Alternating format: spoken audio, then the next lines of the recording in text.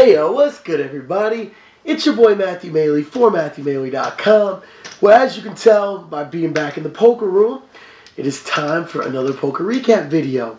So, was able to go out and kind of my Wednesday tradition, as I've said, and go play at the casino, the 2-3 game, like I've been doing, to try and free roll the 7 p.m. $140 tournament. And I've, gone into detail about how the tournament is, how the game is, all that. So, won't bore you guys too much with those details. But since it was Wednesday, I decided it was time to try it again. So I got to the casino probably about 4:30 or so. Sat down in the 2-3 game and, really was kind of excited because I won the first couple hands. So I was up a little bit. Feeling pretty decent, honestly. And just grinding it out. It was a really good start to the day. I felt pretty confident after playing for about an hour or so. And then, then on the river of my pocket queens, somebody who had stuck around with pocket deuces ended up spiking a deuce on the river. And that cost me a very nice sized pot. I had raised pre-flop. The board was a very, very not scary 10-7-4, I believe, or 10-7-5 rainbow. Turn card was a jack. River card was the deuce. And mind you, I'm betting all these streets. Finally, on the river, he ends up simply calling, which I was surprised he didn't raise. I mean, if you're only calling all the way down with pocket deuces and then you hit your set, why wouldn't you raise? But whatever. So I lost a good $120 on that pot, maybe $100 on that pot. Then I actually lost another hand kind of after that. I misplayed a hand. A guy had actually flopped middle pair, and I had big slick, and I had raised pre-flop, and then I bet on the flop, but he had hit his middle pair, so he called, and then on the turn he hit 3 of a kind, and I still just had ace high. So again, I bet out on the turn, and he actually raised me. A flush draw had started to come out. There was, 2 clubs on the board. So I think he might have been a little worried that I was on a flush draw and just wanted to raise then and just take it down the pot. And did. So I ended up letting that pot go. So I ended up running over to the tournament down. I was down about 100. At that point, I had gone on a little bit of I raised like the last 2 hands kind of back to back. One with ace king, it took down a decent pot, and then another one with pocket jacks. I went on a little bit of a heater, so it got back up to about 200. So it was down about 100 going into the turn. Actually, no, I'm sorry. I had to have been down more than that, though, because I bought in. Yeah, okay, I had 180 left. I was down 120 because I bought in the tournament, which was 140, and then I had $40 left over. So I ended up, at this point, technically, I'm, down 260 because I just got $40 in my pocket going to the tournament. And I was a couple of minutes late to the tournament because I was trying to, get as many hands as I could at the cash game to try and build up back to my original stack. This whole attempting to free roll my, the Wednesday tournament hasn't exactly gone as planned up to this point. So I ended up with it, I believe it was the second hand that I got to the table. I picked up pocket queens and called the guys all in with him. He ended up showing pocket eights and took down that pot. So that was pretty solid. And then a few hands after that, picked up pocket kings and picked up a decent pot with that. This is all in the tournament. So I had gotten, I built up a stack to about 12,000. Then we went to the first break, came back, and pretty quick after the first break, I gave some chips back. I called the guys all in with ace jack. He ended up showing ace queen, and it held. So that took me back down to about 8,000. I then picked up, again, a pretty solid hand. I limped with eights in the cutoff, and the big blind raised. One other guy and myself both called. I ended up spiking at 8, so I ended up getting paid off pretty well with that hand. The guy ended up pushing. He had, I believe he flopped middle, no, he flopped top pair. He had king queen, and the flop came up king 8, 7, I think. King 8, 6. And so he ended up shoving, and I called, obviously. So I took down all of his stack, and I got up to about 12 or 13,000. So I then pick up Queen 3 on the button. Yeah, because that hand was the cutoff. This hand would have been the button. And it had gone around. One guy had called, so I ended up calling. It was Queen 3 suited, so I figured I'm on the button. I might as well call it and take a stab at it. Plus, I just picked up that hand, felt good about it. Ends up small blind, raises. This guy calls, and part of me said, it might as well fold. But the guy raised like a really weird amount. He only raised like double the blind or something. Or no, it was triple the blind, but since this guy called, I was 2-1 on my money. So, figure 82 cards at this point is worth it. So I call. Flop comes up King, Queen 3. I end up, middle and bottom pair. Not bad. Not great, but not bad. So, guy who's small blind ends up betting. Both the other guy, who was 1 to act before me, or 2 to act before me, and myself both call. All right. Turn card comes. Money card. Another queen. So now I've got a boat. Queens over 3s.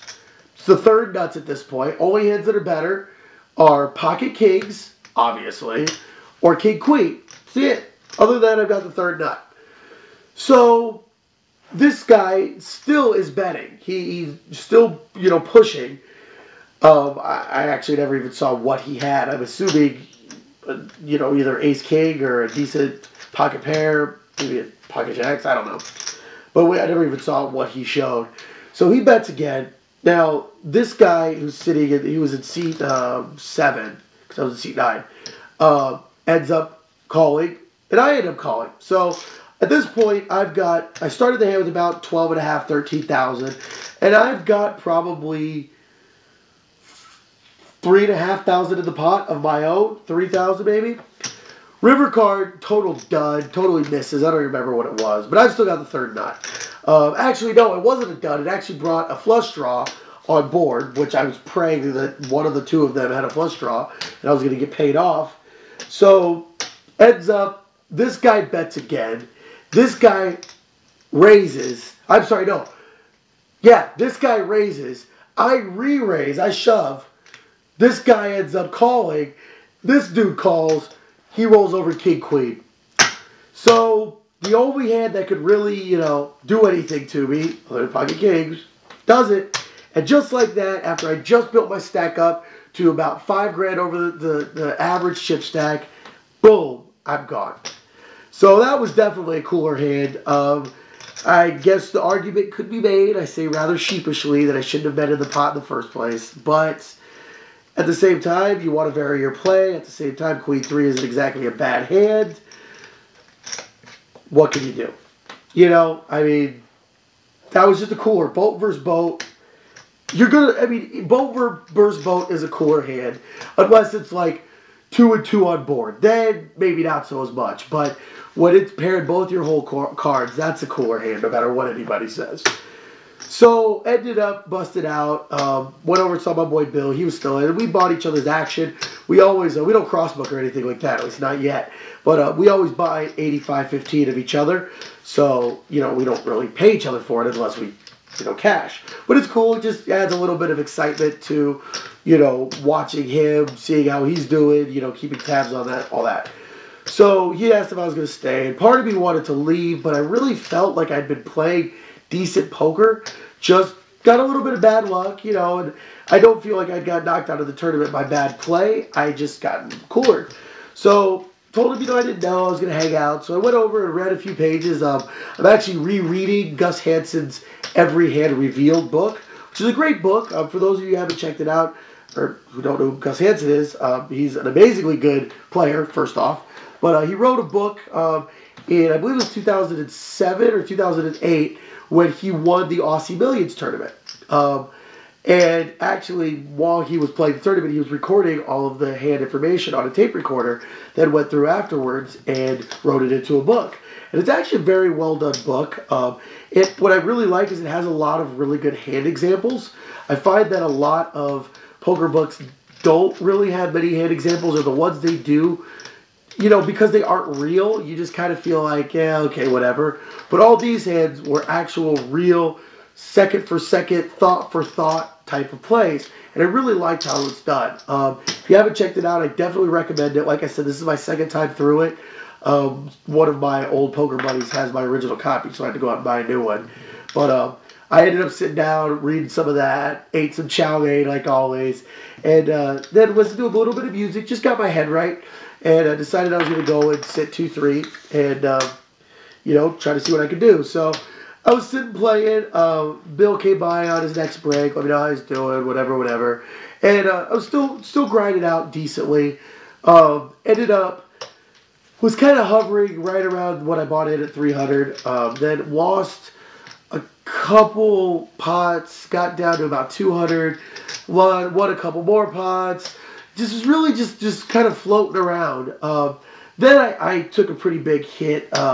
Ended up Ace King raised pre-flop. There had already been a raise, so I re-raised. I really don't usually do that with Ace King. I usually try to play it a little bit more small ball.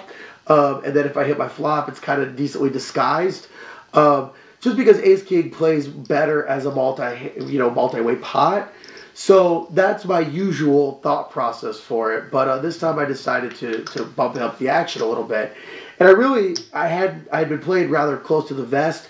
So I thought that, re-raising in that position would actually be a decent play. I thought, you know what? A good 3-bet never hurt anybody. So sadly, my appearance didn't dissuade anybody from calling, and I had 3 callers. So sadly, I did hit my ace, and I made a raise up to $50. So, thinking that $50 was a decent enough size bet, plus continuation bet on the flop, I'd be able to take it down. Flop came up Queen 4 tray rainbow. Actually, no, it wasn't a rainbow. I'm sorry. It was black. It was 2 clubs and a spade. And, of course, my ace king was diamond heart. So I had to take a shot at it. It was checked to me, and I ended up betting 95 into the pot. And then I got re-raised for the rest of my stack. And while technically it wasn't that bad of money odds, I knew I was crushed at this point. I put the guy at ace queen, and I just got outdrawn. Just by how he bet it made me really think he didn't want to see the flush to come. And that he already impaired his queen. So either ace king or king queen was what my thought process was. Ace queen or king queen. So I ended up, put a little bit of a show on and ended up folding. He didn't show what he had. Maybe even spiked a set. Either one's possible. But I ended up dropping a good amount on that hand. So it really hurt. At that point, I was down to, probably about $1.55, $1.60 in front of me. Bill got knocked out about this point. Came over, was talking with me, and I said to him, like, I'm gonna get unstuck. And he looked at my stack. He's like, oh, you just gotta double up. I'm like, no, I'm getting unstuck for the day. He's like, oh, well, now you got some work to do. So I ended up just grinded, hovering about the $100, pot area. Ended up going card dead for a good hour and a half. And then when I would pick up a hand, not even anything great, but a hand like a king jack or a queen 10 suited or an ace 9, it was always either under the gun or it was like, after a raise and a re-raise. Nothing really played well from that. And then had more 9-3s, 9-5s, jack 4s, 7-4s that I could count. So ended up really just kind of biding my time, not really making any bets, not really doing anything crazy, just kind of, chillaxing a little bit. Then ended up, this lady sat down, this older Asian lady sat down, and from the first second she got there, she was just jamming. I mean, just one of those type of people that you just pray you can pick up a hand against, because she's going to do all the betting for you, and she'll end up taking it down. You'll end up taking it down. So I ended up, one hand that really was beautiful, I picked up pocket jacks and flopped a set. Flop came up like jack. No, it was king jack. I don't remember the other card. It was a blank. It was a deuce, 4, tray, something like that. But I ended up, I think she probably had either ace king or maybe king jack. But ended up check to her. She bet. I called turn card a blank. Check to her. She bet. I called river card another blank, and I didn't vote. But I ended up checking again to her, and at this point, I really didn't know, where I was at, completely. I mean, I still felt that I had the hand. I'm sorry, I don't mean that, but I really didn't know if she was going to bet again. I didn't know if she was just on a bluff, and if she could pull the third barrel, or if she really did have the ace king, king jack type of hand. So I checked, and again she bet. At this point, I shoved. I only had about double what she had bet. She bet, I want to say like 60 or so. So I just raised the ref. I don't even think I had another full 60. But she ended up calling, and I showed my set. She ended up mucking. She didn't even show. So that was a great pot. That got me back up to about 350 or so. And it was just, it really felt good. I played it well, I think. I got max value, and so the guy sitting next to me goes, max value. So that was kind of cool. And about literally like 2 rounds later, I pick up ace queen in the big blind, because there was a big blind guy next to me and then this lady. And it ends up coming around. It was called. She raised. I ended up re-raising her. I just felt like she was raising white on the button. I really just thought it was a play. Everybody else folded. She calls. So, end up, flop comes up. What did the flop come up? I'm sorry. Oh, ace, queen, 9. 2 hearts. So I'm a little scared that maybe she's on the heart draw. A little scared. But I end up betting out on it, and she calls. All right. Turn card hits the heart. Now I'm scared. I'd raised it pre-flop to probably 35. On the flop, I bet out 40, I believe. But now I'm a little worried, because if she was on the heart draw she got there, ideally she has ace 9. It doesn't fill up, and I'm going to take a big pot off of her, but a little scared. River card, best card I could ever see, another queen. So now I've got the both. Queens full of aces. I mean, that is just the perfect card for me. And I end up deciding, I got to bet this. So I end up betting out. She ends up raising me. So now I'm just pretty sure she doesn't have pocket aces, which I'm pretty positive she doesn't. And I'm really hoping that she got there on the turn with the flush. And so I ended up re-raising her. I bet on the flop, I want to say like 55. She raised it to 100. I added 200 more. And she ended up thinking about it for a while and ended up mucking. But with that pot, I got up to close to 500. I mean, it was a big pot.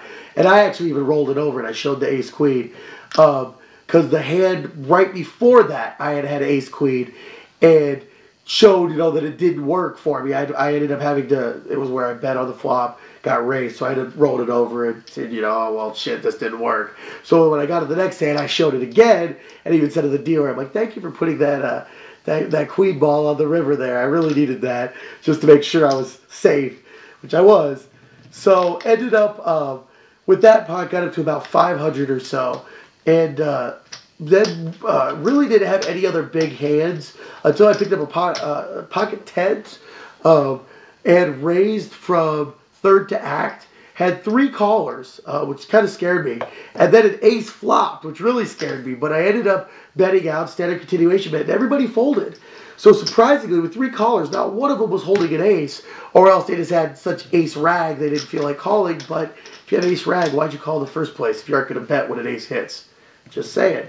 So ended up with that pot, got up to almost 600, and then picked up a pot with, I want to say king 9. I just raised from the button, took down the blinds, and 2 callers that had called.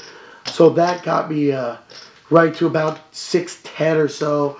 Picked up another hand with jack 9, flopped a jack, took that down, got called all the way down. I wasn't betting very much because I didn't love my kicker, but was called all the way down. Guy didn't show, but I took down that pot.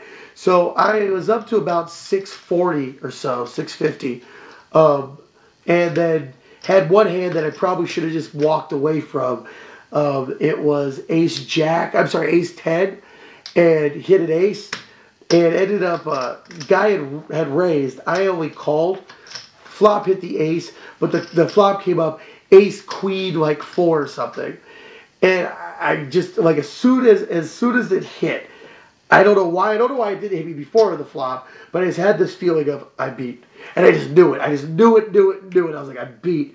So I end up, the guy ends up betting, and without much thought, I ended up letting the pot go. But he had raised pre-flop, I want to say, to like 25 or so. So that cost me a little bit. And then I had one more hand where, and I said I was only going to play to my blinds. But of course, I ended up playing through my blinds. And then I picked up an ace 9. I'm sorry, king 9 again. And this time I bet pre-flop. I raised after it had been already raised. The guy then got back to him, and he re-raised me. So I ended up letting that go. So I ended up walking. I was 5 off again. I keep getting 5 off every time. So I pulled a 5 out of my wallet, got full 600. So when all was said and done, I had 40 bucks left over from before the tournament. So I ended up making $40 plus dinner. So I actually made about $50 on the night and was able to get my way back to even. And it really felt good, and it really was a good mental win for me. I wrote my boy Bill, was like, I didn't leave the casino till like probably 2:30. And I was like, holy shit, you aren't going to believe how happy I am to have gotten back to even. I didn't even care about the $40. Like, that didn't mean anything to me. It was just the fact that I was able to get back to even from where I had been was really, really a good feeling for me. And it really, I don't know, it gave me that confidence that I could do this. It seems like I've been doing pretty well with this game. Even if I don't have big wins, I'm seeming to be able to get back up to even a lot. And it feels like if I would just be pretty patient and don't get too badly cold decked, that I can make some money at the 2-3 game. So it really was a good feeling being able to grind it all the way back and get to the point that I did where I essentially was even. So it was a great feeling. Of course, I would have liked to have won, but that's about a second best, and you can get back to unstuck. So it was a very good feeling, and it was great for my confidence. I'm really looking forward to the summer. So hopefully I get a couple more good sessions in before Vegas, a couple good long sessions. I really got to work on my stamina. Want to try and, my phone's going off. Want to try and get at least a couple good 8 to 14 hour days under my belt and go from there. So, till my next video, I am Matthew Bailey from MatthewBailey.com. Officially, another poker wrap-up video there from my 2-3 session and my $140 7 p.m. Wednesday night tournament. There you go. So let me know what you guys think about my analysis. Do you think there were any hands I could have played differently? Again, there weren't really any hands that I can propose and say, hey, what should I have done? I mean, a couple of them, sure, maybe I could have done something different with Ace King, whatever, but it is what it is. So just wanted to do a quick recap. As always, thank you guys for checking out my videos. Gotten a few new subscribers lately and been getting some new comments. Really appreciate those comments, guys. I always try to heed the requests of some people, so I got a couple great comments about where they think my video should go and how I should tag stuff and all that. So thank you for that. And as always, thank you guys for the support. I really do appreciate it. And please stay tuned. Best believe this summer is going to be, as far as I'm concerned, the best summer of my life. So stick with me. Stay tuned to MatthewBailey.com as well as Matthew Bailey Poker on YouTube to see all the action. So like I said, MatthewBailey.com, video blog. Always got my action on there. Or you can check me out directly on YouTube. Search for Matthew Bailey Poker. You can like, comment, and subscribe right there. Or you can follow your boy on Twitter. Search for Matthew Bailey, or at Matthew Bailey, I'm sorry. And you can always keep track of all my action on that. And finally, like your boy's page on Facebook. Search for Matthew Bailey Poker. Check out the videos on there as well. See all my big posts that I can't condense into 140 characters. So until the next video, I'm officially signing off. Hope everybody has a good rest of your week. And peace out, y'all.